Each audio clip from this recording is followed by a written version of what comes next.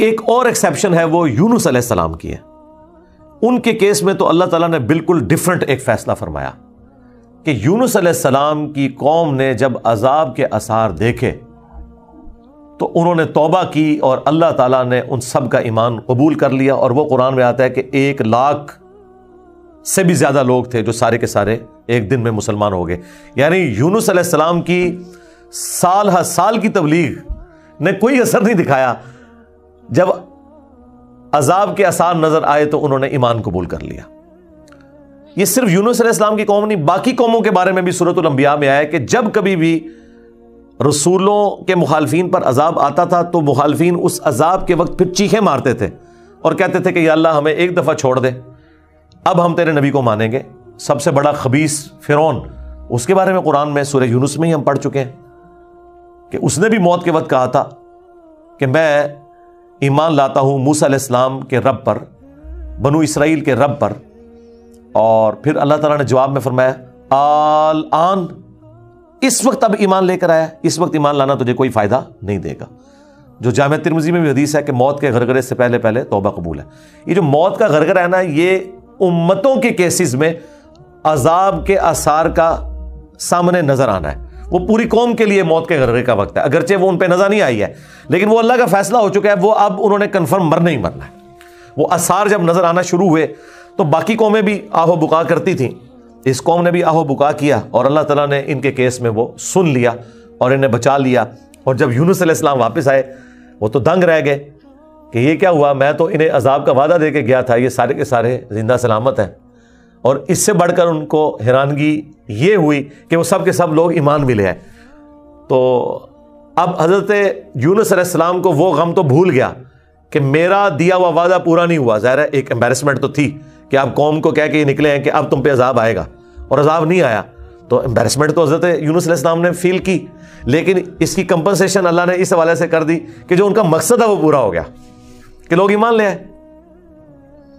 آپ سورۃ الاعراف میں، سورہ ہود میں بھی دیکھیں گے کہ جب کبھی قوموں پر عذاب آتا ہے تو اینڈ پہ وہ قوم کا پیغمبر عذاب دیکھنے کے بعد اپنی قوم سے مخاطب ہو کے کہتا ہے کہ میری قوم، میں نے تو بڑی کوشش کی تھی کہ تمہیں اس عذاب سے بچا لیتا لیکن تم خود گمراہی پر تلے ہوئے تھے. تو عذاب کے بعد بھی قوموں کا درد پیغمبروں کے سینے میں رہتا ہے، ایک نیچرل چیز ہے. رقیق القلب ہوتے ہیں نا جو پیغمبر ہوتے ہیں. تو یہاں پر جب انہوں نے دیکھا سب ایمان لے ہیں تو ظاہر ہے کہ وہ ایک ہیپی اینڈنگ ہوئی ہے. کیا ڈراپ سین ہوا ہے. میں کبھی بعض اوقات یہ جب حضرت یونس علیہ السلام کی قوم کا واقعہ قرآن میں پڑھتا ہوں نا تو میں بڑی خواہش کرتا ہوں کہ میں جنت میں جا کے یہ منظر دیکھوں کہ وقت کا پیغمبر عذاب کی وحی سنا کے گیا ہے اور لوگ چیخو پکار کر رہے ہیں اور ایسا یونیک کیس ہو گیا ہے، سمجھ لیں مردے ہی زندہ ہو گئے کہ اللہ تعالیٰ ان کی چیخو پکار سن کے ان کی توبہ بھی قبول کر لیتا ہے. اور پھر یونس علیہ السلام جب واپس آتے ہیں ان کی حیرانگی کیا ہوگی. ٹھیک ہے، کیا ڈراپ سین ہوگا. میں کہتا ہوں جی اس طرح کی کوئی ٹریجک فلم نہیں ہو سکتی جو یونس علیہ السلام اور ان کی قوم کی ہے. اور وہ کیوں ہوا؟ صرف یونس علیہ السلام سے ایک اجتہادی خطا ہوئی. ہم اسے گناہ نہیں کہتے، وہ خطا ہے. انبیاء خطا کرتے ہیں لیکن چونکہ وہ اپنی خطا پر قائم نہیں رہتے اور وہ گناہ کے زمرے میں بھی نہیں ہے، غلطی ہے بحیثیت انسان. انسان غلطیوں سے پاک اگر ہم پیغمبروں کو کہتے ہیں تو یہ پاک وہ والا نہیں ہے جس طرح اللہ پاک ہے. آپ سبحان کا لفظ صرف اللہ کے ساتھ بولتے ہیں، کوئی پیغمبر بھی سبحان نہیں ہے. پرفیکٹ صرف اللہ ہے. دیکھیں انسان تو ہے ہی امپرفیکٹ. جب ہم نیند کے محتاج، کھانے پینے کے محتاج، اس کے بعد ٹوائلٹ کے محتاج اور سب سے بڑھ کر اپنی زندگی کے لیے اپنے رب کے محتاج، تو انسان تو پرفیکٹ ہے ہی نہیں ہے. پرفیکٹ صرف اللہ ہے جو کسی کا محتاج نہیں ہے. غلطیوں سے پاک صرف اللہ ہے، باقی غلطی تو کسی سے ہو سکتی ہے. لیکن پیغمبر کو ہم جو کہتے ہیں نا کہ پیغمبر غلطیوں سے معصوم ہے، عصمت انبیاء کا عقیدہ، اس کا مطلب یہ ہے کہ وہ گناہ نہیں کرتے. خطا بہرحال ان سے ہو جاتی ہے اور خطا جب ہوتی ہے تو اللہ تعالیٰ ان کی ریمیڈی فرماتا ہے، ان کی اصلاح کرتا ہے. وہ اپنی خطا پر قائم نہیں رہتے، رجوع کر لیتے ہیں. اور جب رجوع کرتے ہیں تو امت کے لیے وہ رول ماڈل ہوتے ہیں. آج کی ڈیٹ میں رسول اللہ صلی اللہ علیہ وآلہ وسلم معصوم ہے کہ اگر زندگی میں کوئی اجتہادی خطا ان سے ہوئی تو اللہ تعالیٰ نے اس کی ریمیڈی فرما دی اور پھر اس غلطی کو معاف کر دیا. وہ گناہ نہیں تھا، یہ ذہن میں رکھیے گا. گناہ اور غلطی میں فرق ہے. گناہ وہ ہوتا ہے کہ جو پوری وعید معلوم ہونے کے باوجود انسان وہ ایکٹیویٹی پرفارم کر لے. اجتہادی خطا یہ ہوتی ہے کہ وہ ایک ایسی صورتحال اس کے سامنے آئے جس میں اس کے سامنے دو آپشن موجود ہوں اور اس میں سے وہ ایک ایسا آپشن اڈاپٹ کر لے جو اللہ کی مرضی نہ ہو, اور جو اللہ کی مرضی والا آپشن ہے اسے وہ ترک کر دے. اور یہ وہ بدنیتی پہ نہیں کر رہا, اس کی سمجھ میں ہے ہی اس کا آپشن, وہ نافرمانی سمجھ کے نہیں کر رہا. جس طرح نبی علیہ السلام نے کیا, غزوہ بدر کے قیدیوں کو چھوڑ دیا. سورہ محمد میں یہ آیت نازل ہو چکی بھی تھی کہ جب تک فتنہ مکمل طور پر ختم نہیں ہو جاتا آپ نے ان کو قتل کرنا ہے, اپنے مخالفین کو. قتال کی آپ کو اجازت دی گئی, سورہ محمد کا نام ہی سورہ قتال ہے. ہاں جب فتنہ ختم ہو جائے اس کے بعد جو جنگیں ہوں گی نا, اس کے بعد آپ کی مرضی ہے, چاہے تو فدیہ لے کے کافر قیدیوں کو چھوڑ دیں اور چاہے آپ انہیں قتل کریں. اب بدر کے بعد فتنہ تو ختم نہیں ہوا تھا, لیکن نبی علیہ السلام نے یہ ایزیوم کیا کہ 70 سردار ان کے مر گئے, ان کی کمر ٹوٹ گئی, وہ جو 70 ہم نے قیدی کیے ہیں چلو ہم انہیں فدیہ لے کے چھوڑ دیتے ہیں, شاید یہ لوگ اسلام قبول کر لیں. اپنی شرافت کی وجہ سے نبی علیہ السلام نے ایسا کیا. تو اس پہ پھر اللہ تعالیٰ نے سورۃ الانفال میں آیت نمبر 67-68 میں فرمایا کہ اگر وہ پہلے آیت نازل نہ ہوئی ہوتی نا سورہ محمد کی, تو ہم تمہیں عذاب دیتے اس عمل کے اوپر جو تم نے غزوہ بدر کے قیدیوں کو چھوڑ دیا, کیونکہ فتنہ تو ابھی ختم نہیں ہوا, تمہارا کام تھا قتل کر دیں. اور حضرت عمر کا مشورہ بھی یہی تھا بخاری مسلم میں, لیکن نبی علیہ السلام اور حضرت ابوبکر اپنی شفقت کی وجہ سے انہوں نے یہ پلی لی کہ وہ آیت میں آیا نا کہ فتنہ جب ختم ہو جائے تو پھر تمہاری مرضی ہے, تو ہم یہ ایزیوم کرتے ہیں کہ فتنہ ختم ہو گیا. یہ بدنیتی کی وجہ سے نہیں تھا, واقعی انہوں نے یہ ایزیوم کیا تھا, لیکن وہ کس قسم کے ناہنجار لوگ تھے. حضرت عمر رضی اللہ تعالیٰ عنہ نے یہ کنکلوڈ کیا کہ نہیں یہ اس قابل ہیں, یہ قتل ہونے چاہیے. بہرحال وہ اجتہادی خطا اللہ تعالیٰ نے معاف کی. اس طرح باقی انبیاء اکرام کے بارے میں حضرت آدم علیہ السلام کی غلطی کا ذکر ہے, موسیٰ علیہ السلام سے بندہ مر گیا تھا, نوح علیہ السلام نے اپنے کافر بیٹے کے لیے دعا کر دی تھی. حالانکہ آج ایک مسلمان, عام مسلمان کو بھی پتا ہے کہ کافر کی مغفرت نہیں ہو سکتی, تو نوح علیہ السلام کو کیا نہیں پتا تھا, بس وہ وقتی طور پر ایک سمجھ لیں ایک باپ کی حیثیت سے ان کا دل پسیج گیا. انہوں نے کہا یا اللہ تو نے وعدہ کیا تھا مجھ سے کہ تو مجھے اور میرے گھر والوں کو بچائے گا, تو میرا بیٹا بھی تو میرے گھر والا تھا.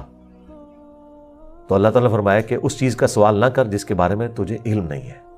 بڑا کریٹیکل جملہ تھا, اس میں مسئلہ تقدیر بھی چھپا ہوا ہے. ایک تو سمپل معنی ہے کہ اس بارے میں مجھ سے سوال کیوں کر رہا ہے, تم نے کب یہ ایزیوم کر لیا کہ تمہارے گھر والے اگر کفر کریں گے تو میں انہیں چھوڑ دوں گا. گھر والوں سے مراد وہ گھر والے تھے جو ایمان لے کر آئیں گے. آپ کی بیوی نہیں لائی, ایک بیٹا نہیں لایا, باقی گھر والے لے آئے ایمان, تو بچ گئے. اور دوسرا یہ جو جملہ تھا نا کہ اس چیز کا سوال نہ کر جس کے بارے میں تجھے علم نہیں, سورہ ہود میں آیت نمبر 46 میں, اور اے نوح جاہلوں میں شمار نہ ہو. یہ بڑا سخت جملہ ہے, یہ مسئلہ تقدیر کی طرف اشارہ ہے کہ تجھے نہیں پتا کہ میری تقدیر میں یہ لکھا ہے کہ یہ نبی کا بیٹا ہونے کے باوجود بھی اللہ کے علم میں یہ جہنمی ہے. وہ اللہ تعالیٰ نے اسے جہنمی نہیں بنایا بلکہ اپنے کرتوتوں کی وجہ سے. تو اللہ کی تقدیر کے اوپر تو کسی کا بھی علم نہیں ہے نا جب تک اللہ تعالیٰ مطلع نہ کر دے. یعنی انبیاء کرام جو ہے ان کے ساتھ وہ کمزوریاں بشری اٹیچ نہیں ہیں جو باقی انسانوں کے ساتھ اٹیچ ہیں. اگر یہ بات ہوتی تو انبیاء کی فضیلت ہی نہ ہوتی. انبیاء کی فضیلت ہے اس وجہ سے کہ وہ بشری کمزوریوں پر اوور کم کرتے ہوئے اللہ کے خوف کی وجہ سے گناہوں سے بچ جاتے ہیں. ادروائز پھر فرشتوں میں اور انسانوں میں کوئی فرق ہی نہ رہ جائے. تو یہ ہے اصل چیز جو انہیں فضیلت میں لے جاتی ہے عام انسانوں کی نسبت, کہ وہ اللہ کا اتنا خوف رکھتے ہیں کہ وہ گناہوں سے بچتے ہیں. رہی لغزش اجتہادی خطا وہ ہو سکتی ہے. تو میں نے وہ انبیاء گناہ نہیں کرتے اس میں تفصیل کے ساتھ واقعات مختلف قرآن سے بیان کیے ہیں. سورہ یوسف میں ہے کہ اس عورت نے یوسف کا قصد کیا, یوسف بھی عورت کا قصد کر لیتا اگر اپنے رب کی برہان نہ دیکھتا. اب اندازہ کریں, اللہ تعالیٰ فرما رہا ہے کہ یوسف علیہ السلام بھی اس برائی میں پڑ جاتے اگر اللہ تعالیٰ انہیں ایک خاص نشانی نہ دکھاتا. وہ قرآن میں تو رپورٹ نہیں ہوئی, اسرائیلی روایتوں میں آتا ہے کہ اللہ تعالیٰ نے اس وقت حضرت یوسف علیہ السلام کو اپنے والد کی شبیہ دکھا دی تھی حضرت یعقوب علیہ السلام کی, اور وہ انگلی سے یوں اشارہ کر رہے تھے کہ یہ کام نہیں کرنا تم نے. یا اس وقت شیطان بھیانک شکل میں انہیں نظر آ گیا کہ یہ شیطان مجھ سے برائی کا کام کروانے لگا ہے. بہرحال کوئی نشانی اللہ نے دکھائی ہے قرآن میں ہے اور اس کی وجہ سے وہ برائی سے بچے ہیں. اس کا مطلب ہے کہ ان میں مادہ موجود تھا لیکن اللہ نے انہیں بچایا ایک نشانی کے ذریعے. تو انبیاء کی اللہ تعالیٰ حفاظت کر لیتا ہے. یونس علیہ السلام سے جو آپ سمجھ لیں اجتہادی خطا جسے ہم گناہ نہیں کہتے وہ یہ ہوئی کہ جب مقررہ وقت کے اوپر قوم یونس ایمان نہیں لے کر آئی تو یونس علیہ السلام نے انہیں کہا کہ اب 3 دن بعد عذاب آ جائے گا، جو اللہ نے وعدہ کیا تھا کہ یہ ان کا سمجھ لیں ٹائم اینڈ ہو رہا ہے، اس ٹائم لائن کے بعد عذاب آنا ہے۔ لیکن ساتھ یہ ضروری تھا کہ اللہ تعالیٰ کی وحی کا انتظار کرنا ہے اس علاقے کو چھوڑنے سے پہلے۔ تمام انبیاء جب قوموں کو وحی سناتے ہیں نا تو پھر اللہ تعالیٰ کی وحی کی اجازت کے بعد اس علاقے کو چھوڑتے ہیں۔ نبی اسلام نے بھی ہجرت دیکھیں اینڈ پہ کی ہے، ایویں نہیں، مطلب آپ خود سے نہیں نکلے، اللہ تعالیٰ کی وحی کے ذریعے نکلے۔ قرآن میں سورۃ الانفال میں آیا تھا کہ یہ جب کافر کہتے تھے نا کہ ہم پر عذاب کیوں نہیں نازل ہوتا، ہم نبی کا انکار کر رہے ہیں، تو اللہ تعالیٰ نے فرمایا کہ جب تک اے نبی تم ان میں موجود ہو ہم ان کو عذاب نہیں دیں گے۔ اللہ کی سنت ہے کہ جب کبھی کسی قوم کو عذاب دینا ہوتا ہے نا تو اس قوم میں سے انبیاء اور اہل ایمان کو الگ کرتا ہے، پھر باقی کی قوم پر عذاب آتا ہے، اور وہ اللہ تعالیٰ نے نکالا اور غزوہ بدر میں لا کے ڈبویا ان کو، جس طرح فرعونیوں کو اپنے محلات سے نکال کے سمندر میں غرق کیا تھا، مشرکین عرب کو اپنے گھروں سے نکال کر بدر میں ڈبویا صحابہ کرام کی تلواروں کے ذریعے۔ یہ عذاب استحصال کی ایک قسط ان پر آئی تھی۔ تو یونس علیہ السلام نے ازیوم کیا کہ ظاہر ہے کہ اس کے بعد عذاب تو آنا ہی ہے، لیکن ان کی شان اس سے بلند تھی کہ وہ وحی کا انتظار کیے بغیر نکل گئے۔ بس جب وہ نکلے، جس کشتی میں سوار ہوئے وہ کشتی جو ہے وہ بھنور میں پھنس گئی، اور ان کی اپنی ایک نارمز چل رہی تھی کہ اگر کشتی بھنور میں پھنس جائے تو یہ اس چیز کی علامت ہے کہ کوئی غلام اپنے آقا کی اجازت کے بغیر بھاگ کر آ گیا۔ پھر وہ قرعہ اندازی کرتے تھے، اور جس کے نام قرعہ نکلتا تھا اس کو فدیے کے طور پر وہ سمندر میں ڈال دیتے تھے۔ پہلی دفعہ قرعہ اندازی کی گئی، بیلٹنگ، تو حضرت یونس علیہ السلام کا نام نکلا۔ ان کا نہیں یونس علیہ السلام تو اس طرح ہو ہی نہیں سکتا۔ دوسری بار، تیسری بار، تینوں بار یونس علیہ السلام کا نام نکلا قرعہ اندازی میں۔ تو یونس علیہ السلام نے، اچھا قرآن میں اشارتاً اس کا ذکر ہے، اسرائیلی روایتوں میں تفصیل کے ساتھ ہے، لیکن یہ بالکل قرآن میں فٹ ان بیٹھتی ہیں۔ یعنی آپ کو یہ تو بتایا گیا کہ یونس علیہ السلام مچھلی کے پیٹ میں رہے، تو وہ مچھلی کے پیٹ میں پہنچے کیسے تھے؟ مچھلی کے پیٹ تک پہنچنے کے لیے تو آپ کو ابدوز چاہیے، نیچے ہے مچھلی، اتنی بڑی ویل مچھلی ہے، کوئی چھوٹی مچھلی کے پیٹ میں تو رہ نہیں سکتا بندہ۔ تو وہ حضرت یونس علیہ السلام کو انہوں نے سمندر میں پھینک دیا۔ یونس علیہ السلام نے خود ہی کہا، ان کو کلک کر گیا کہ یہ معاملہ میرے اینڈ پہ ہے۔ انہوں نے کہا بھائی مجھے پھینکو، تم، مجھے سمجھ آ گئی ہے، ظاہر فوراً کلک کر گیا کہ معاملہ خراب میرے سے ہی ہو گیا۔ وہ ان کو سمندر میں پھینک دیا تو اللہ کے حکم سے ایک مچھلی نے انہیں نگل لیا۔ یہ قرآن میں ہے، قرآن میں آگے تفصیل نہیں ہے کہ کتنے دن تک، لیکن تورات میں ملتا ہے کہ 3 دن اور 3 رات تک وہ مچھلی کے پیٹ میں رہے۔ یہ ویسے پبلک مشہور ہے 40 دن، نہیں 3 دن ہے، بس وہی 3 دن، وہ جو 3 دن عذاب آنے تھے نا، وہ 3 دن انہوں نے مچھلی کے پیٹ میں گزارے، اور وہ 3 دن ان کی قوم نے زندگی موت کی کشمکش میں گزارے ہیں کہ ابھی عذاب آیا کہ آیا۔ ٹھیک ہے، توبہ ہے نہیں ہوئی کہ آئی ایم سوری تے توبہ قبول ہو گئی ہے، نہ 3 دن انہوں نے پی کٹی ہے۔ بھائی جی یہاں تو لوگ 1 دن جیل نہیں کاٹ سکتے، 3 دن تک انہوں نے وہ تکلیف کاٹی ہے، پھر اللہ تعالیٰ نے ان کی توبہ قبول کی ہے۔ اور یہاں پہ حضرت یونس علیہ السلام 3 دن تک مچھلی کے پیٹ میں، اندھیرے میں، اور دیکھیں اللہ نے ان کو ایسے کلمات سکھا دیے، مختصر تھے، پرفیکٹ تھے، بہترین توبہ، لا الہ الا انت سبحانک۔ سورۃ الانبیاء میں یہ دعا آئی ہے، اے اللہ تیرے سوا کوئی معبود نہیں، اور تو پاک ہے نا، پاک تو غلطی نہیں کر سکتا، انی کنت من الظالمین، بے شک میں ہی ظالموں میں ہوں، میں انسان ہوں، انسان سے غلطی تو ہوگی۔ تو یہ دعا اتنی اللہ کو پسند آئی کہ سورہ الصافات میں آیا کہ یونس اگر مچھلی کے پیٹ میں ہمیں ان الفاظ کے ساتھ یاد نہ کرتے تو پھر مچھلی کے پیٹ سے اسی دن نکالے جاتے جس دن مردے اپنی قبروں سے نکالے جائیں گے، قیامت کے دن تک مچھلی کے پیٹ میں رہتے، یعنی مچھلی کا پیٹ ان کی قبر بن جاتی۔ اتنا غصہ ایک جملے نے ٹھنڈا کر دیا، اور ساتھ اللہ نے فرمایا کذالک ننجی المؤمنین، ہم اہل ایمان کو اسی طریقے سے نجات دیں گے، یعنی جو بھی یونس والے طریقے سے ہماری طرف متوجہ ہوا اسے بھی ہم نجات دیں گے۔ یہ دعا ہمیں اتنی پسند ہے کہ جو ان الفاظ کے ساتھ ہم سے معافی مانگے گا ہم اسے بھی نجات دیں گے۔ جامعہ ترمذی میں حدیث ہے، جو یونس علیہ السلام کی دعا کے ذریعے اللہ کی طرف متوجہ ہوا اللہ تعالیٰ کبھی اسے محروم نہیں لوٹائے گا۔ لا الہ الا انت سبحانک انی کنت من الظالمین، اور جمع کے صیغے سے پڑھیں گے تو لا الہ الا انت سبحانک انا کننا من الظالمین، وہاں تھا انی کنت من الظالمین، یہ ہے انا کننا من الظالمین. دونوں طریقے سے آپ دعا مانگ سکتے ہیں, بہترین دعا ہے یہ, اس میں اعظم ہے دعاؤں کی قبولیت کے لیے. قرآن میں بھی آیا کذالک ننجی المؤمنین, اور جامعہ ترمذی میں بھی آیا کہ جو اس دعا کے ذریعے اللہ کی طرف متوجہ ہوگا اللہ تعالیٰ اسے محروم نہیں لوٹائے گا. لہذا جو جامعہ ترمذی میں حدیث ہے نا کہ اللہ کی حمد اور درود شریف پڑھ کے دعا کرو تو قبول ہوتی ہے, تو وہ اللہ کی حمد میں نا آپ اس کو شامل کریں. لا الہ الا انت سبحانک انی کنت من الظالمین, یہ اللہ کی بیسٹ حمد بھی ہے اور بیسٹ استغفار بھی ہے, اور ایسا استغفار ہے کہ اللہ کی رحمت کو ٹریگر کرنے والا ہے. دیکھیں آپ نے اللہ تعالیٰ کی کس چیز کو ہائی لائٹ کیا ہے کہ یا اللہ تو پاک ہے, تو غلطی کر نہیں سکتا, اس کی عظمت مان لی, اور پھر ساتھ ہی کہا کہ مجھے تو نے بنایا ہی ایسا ہے کہ میں غلطی کروں گا, تو دیکھ میں کمزور ہوں, میں مان رہا ہوں میں غلطی کروں گا, تو کر بیٹھوں تو معاف کر دینا. اس سے بیسٹ انداز نہیں ہو سکتا اپنی غلطیوں پر معافی مانگنے کا. تو یہ حرز جاں بنائیں, لا الہ الا انت سبحانک انی کنت من الظالمین. یقین کریں یہ دعا آپ کے سامنے یونس علیہ السلام ہو, مچھلی کا پیٹ, گپ, اندھیرا, 3 دن 3 رات, دنیا میں کوئی آ کے آپ کو ریسکیو نہیں کر سکتا, اور موت سامنے نظر آ رہی ہے.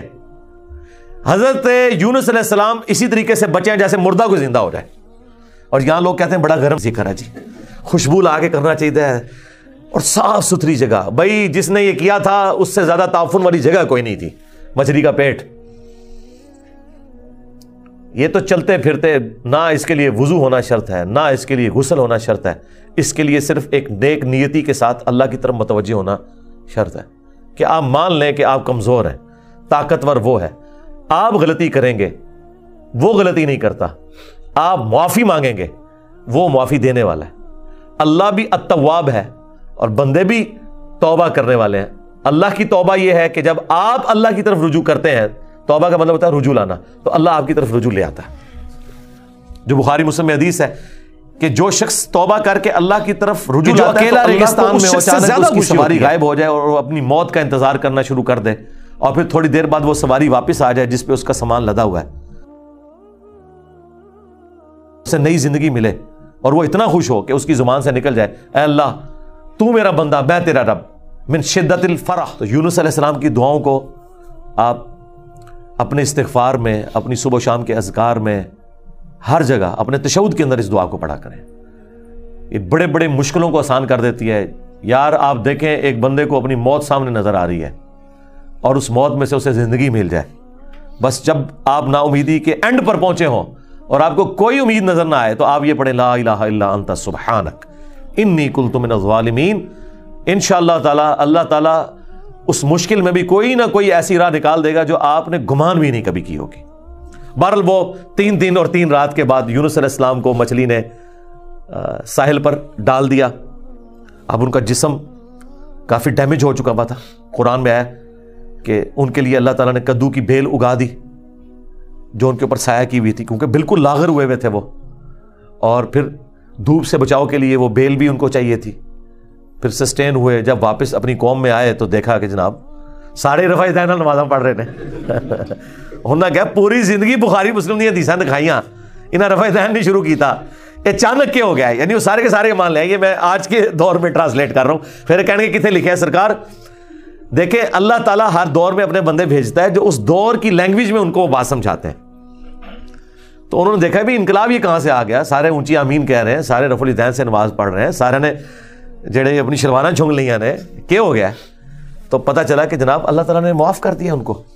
اور یہ ایک ایسا ایکسیپشنل واقعہ ہے جو اللہ تعالیٰ کی پوری بنائے ہوئے پلان کے اندر, پوری ڈیسٹنی میں, پوری انسانی تاریخ میں اور کسی کے لیے نہیں ہوا. اس خاص واقعے کی وجہ سے ہی اس سورت کا نام سورہ یونس ہے.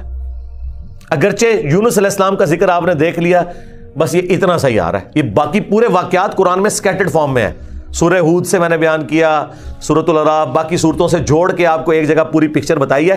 حالانکہ عام بندے سے پوچھے نا کہ سورہ یونس میں کیا ہوگا تو وہ یہ بتائیں گے آپ کو کہ سورہ یونس میں یہ لکھا ہوا ہوگا کہ حضرت یونس علیہ السلام کتنے خوبصورت تھے, ان کی زلفوں کا رنگ کیا تھا, ان کے ماں باپ کہاں رہتے تھے, وہ کہاں پیدا ہوئے, کہاں فوت ہوئے. عام آدمی تو یہ سمجھ رہا ہوگا. حالانکہ سورہ یونس کا جو مرکزی ٹاپک ہے نا وہ توحید ہے, ٹوٹل توحید. اور اس میں حضرت یونس علیہ السلام بھی فٹ ان بیٹھ رہے ہیں. کیوں توحید کا مطلب یہ ہے کہ ہوگا وہ جو اللہ چاہے گا، اور اللہ چاہے تو اپنا بنایا ہوا قانون بھی توڑ سکتا ہے۔ اللہ اپنے قانون کا بھی کوئی پابند نہیں ہے، لیکن یہ دنیا کے اعتبار سے، آخرت کے لیے نہیں۔ آخرت کے لیے اللہ نے قرآن میں یہ بتایا کہ میں اپنے وعدے کے خلاف نہیں چلوں گا۔ آخرت اللہ کا قانون نہیں ہے، وعدہ ہے، اور اگر اللہ وعدہ توڑتا ہے نا تو وہ اللہ نہیں رہتا، کیونکہ جو وعدہ پورا نہ کرے وہ جھوٹا ہوتا ہے، اور جھوٹ اللہ کی طرف منسوب نہیں۔ لیکن دنیا میں اللہ تعالیٰ اپنے بنائے ہوئے قوانین توڑ دیتا ہے، وہ اللہ کے کوئی وعدے نہیں ہے۔ اللہ کا قانون ہے کہ آگ جلائے گی، ابراہیم کو نہیں جلایا، تو اللہ تعالیٰ کو اس سے کوئی فرق نہیں پڑتا، یہ اللہ کا کوئی وعدہ نہیں تھا۔ چھری کاٹتی ہے، اسماعیل علیہ السلام کو نہیں کاٹا، یہ اللہ کا قانون ٹوٹا۔ سمندر میں انسان غرق ہو جاتا ہے، موسیٰ علیہ السلام کے لیے راستہ بن گیا، یہ اللہ کا قانون ٹوٹا معجزے کے طور پر۔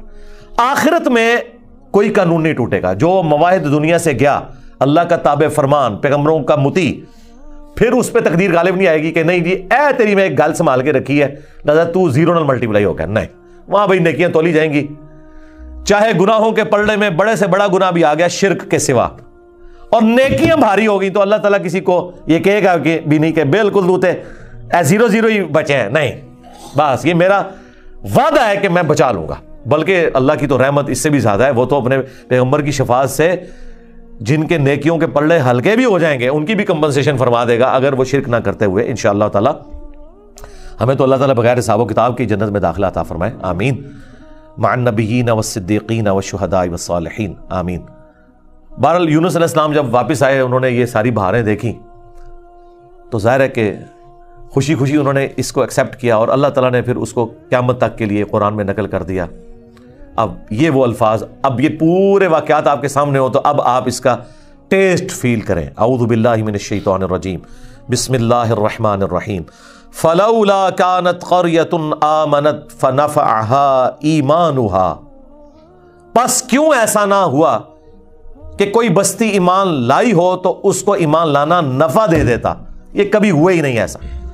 الا قوم یونس، سوائے قوم یونس کے، کہ یونس علیہ السلام کی اجتہادی خطا جو ڈیبٹ تھی وہ کریڈٹ بن گئی ان کے امت کے حق میں، کہ چونکہ ان کے وقت کے پیغمبر نے اللہ کی وحی کے انتظار کے بغیر وہ جگہ چھوڑ دی تھی، اللہ نے اس کا بینیفٹ ان کی قوم کو دے دیا۔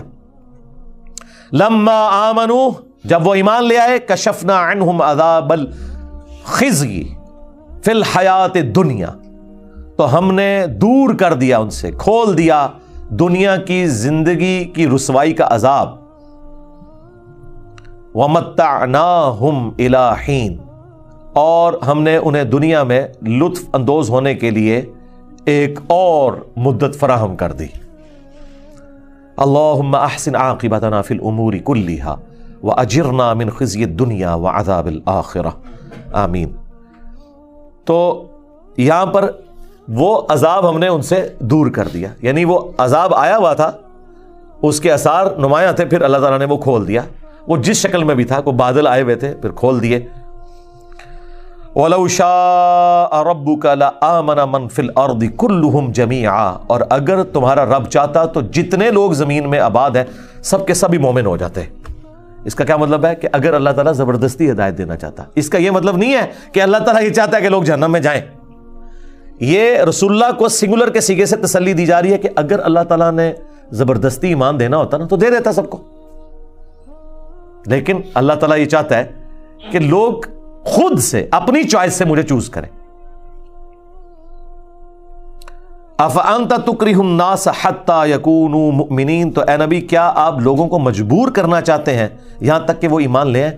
یعنی آپ نے زبردستی نہیں کرنا۔ حضور ٹینشن ہی بڑی لیتے تھے کہ میں دعوت دے رہا ہوں لوگ قبول نہیں کر رہے، تو حضور کو کہا کہ آپ نے ٹینشن نہیں لینی، جنہوں نے جہنم میں جانا ہے جائیں۔ سورۃ البقرہ میں آیا کہ ہم آپ سے نہیں پوچھیں گے لوگ جہنم میں کیوں پہنچ گئے۔ سورہ طٰہٰ میں آیا کہ ہم نے قرآن اس لیے نازل نہیں کیا کہ آپ مشقت میں پڑ جائیں۔ ما انزلنا علیک القرآن لتشقى الا تذکرۃ لمن یخشی، یہ اس کے لیے ہے جو اللہ کی دھمکی سے ڈر جائے۔ وما کان لنفس ان تؤمن الا باذن اللہ، اور کسی جان کے لیے یہ ممکن ہی نہیں ہے کہ وہ ایمان لے آئے مگر اللہ کے اذن سے۔ مراد یہ کہ صرف کوشش بھی کوئی چیز نہیں ہے، اللہ کی طرف متوجہ بھی ہوں، تقدیر پلس کوشش دونوں مل کے کمپلیشن کی طرف جاتے ہیں۔ ربنا لا تزغ قلوبنا بعد اذ هديتنا وهب لنا من لدنك رحمة انك انت الوهاب آمین. وَيَجْعَلُ الرِّجْسَ عَلَى الَّذِينَ لَا يَعْقِلُونَ، اور اللہ تعالیٰ کی سنت ہے کہ وہ گندگی ڈال دیتا ہے ان لوگوں پر جو بے سمجھ ہیں، یعنی جو اپنی عقل کو استعمال نہیں کرتے ان پر اللہ گندگی ڈال دیتا ہے، انہیں حق بات سجائی نہیں دیتی، اور دوسروں کو اللہ تعالیٰ ان کی کوشش کی سبب ایمان دے دیتا ہے. اس کو آپ دنیا میں مثال سے سمجھیں، ایک ہی بارش برستی ہے نا، زرخیز زمین پر برستی ہے تو وہاں سے کھیتی نکلتی ہے، اور گندگی کے ڈھیر پہ جب وہ بارش پڑتی ہے تو بدبو نکلتی ہے.